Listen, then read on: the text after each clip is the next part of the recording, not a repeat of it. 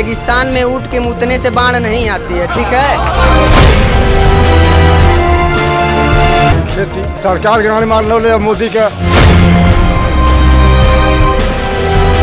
आज ये नाचने गाने वाले आके यहाँ हमारा प्रतिनिधित्व करना चाह रहे हैं।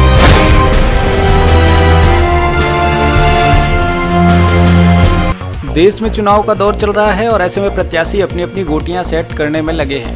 लेकिन इस बार का नज़ारा जरा अलग है। जानते हैं क्यों?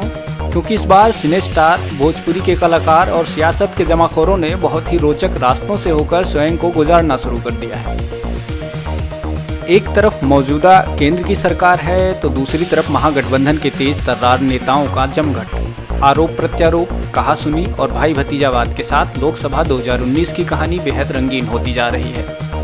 कोई कक्षा का रंग पहचान रहा है तो कोई अली और बजरंगबली पर चुनाव आयोग की फटकार खा रहा है।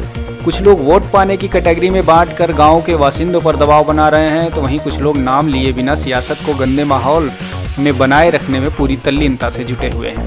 इसी बीच उत्तर प्रदेश के कांग्रेस की महासचिव प्रियंका गांधी की एंट्री और यादव बिरादरी के भोजपुरी स्टार निरहुआ का आजमगढ़ से डेरा डालना, इन सबके बीच महागठबंधन की ओर से अभी तक प्रत्याशी का चेहरा स्पष्ट न होना यह बेहद दिलचस्प और चुनाव में और भी रुचि पैदा कर रहा है।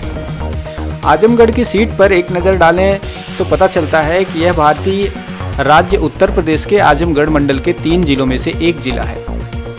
इसका जिला मुख्यालय आजमगढ़ है। कुल 46 लाख से अधिक की जनसंख्या वाले जनपद आजमगढ़ का प्राचीन नाम आर्यमगढ़ था। तमसा के पावन तट पर स्थित यह जनपद आजमगढ़ अनेक ऋषि मुनियों की पावन भूमि रही है। आजमगढ़ जनपद उत्तर प्रदेश के पूर्वी भाग में स्थित है जो गंगा और घाघरा के मध्य बसा हुआ है। यह जनपद आदिकाल से ही मनीषियों, ऋषियों, चिंतकों, विद्वानों और स्वतंत्रता सेनानियों की जन्मस्थली रही है। आजमगढ़ का संबंध वीर कुंवर सिंह से भी रहा है जिन्होंने 1857 के महाविद्रोह में अंग्रेजों से संघर्ष किया था। इस जनपद को नवाब आजम शाह ने बसाया था, इसी कारण इसका नाम आजमगढ़ पड़ा। 15 नवंबर 1984 को 14वें मंडल के रूप में आजमगढ़ मंडल का सृजन किया गया था। आजमगढ़ जिले में 8 तहसीलें हैं जो लालगंज, सदर, सगड़ी, मेहननगर, बूढ़नपुर, निजामाबाद, मार्टिनगंज व फूलपुर हैं।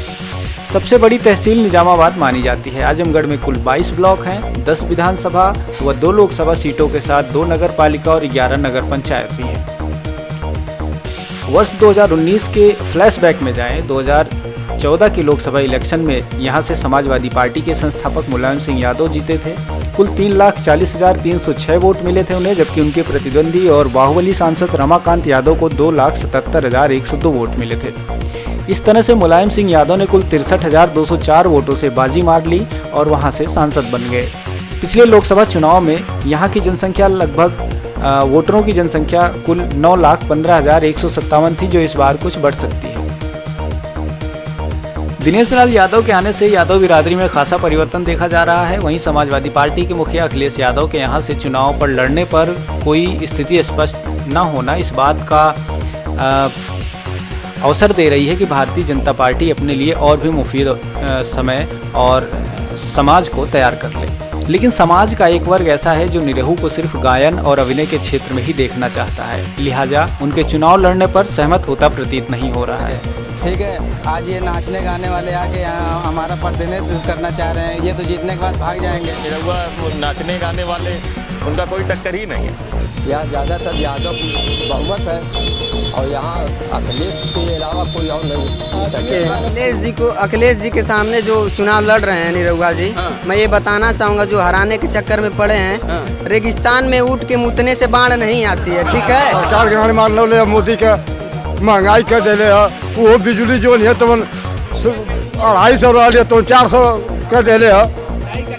नहीं तो क्या बिजली कम आ रही है क्या? बिजली कम नहीं है तो महंगाई का जाम दे ले। वहीं दूसरी तरफ भारतीय जनता पार्टी से टिकट मिलने के बाद वहाँ के जो भाजपा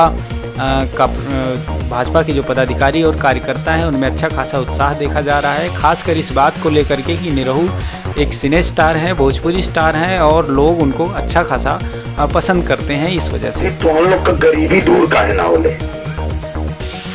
आज तक काहे गांव के लोग परेशान काहे हो, किसान परेशान काहे हो, जब उनके हाथ में पावर है, इतना बड़ पावर बाबा साहब दे देना कि तोके जैसे जिए के हो वैसे जी सकला।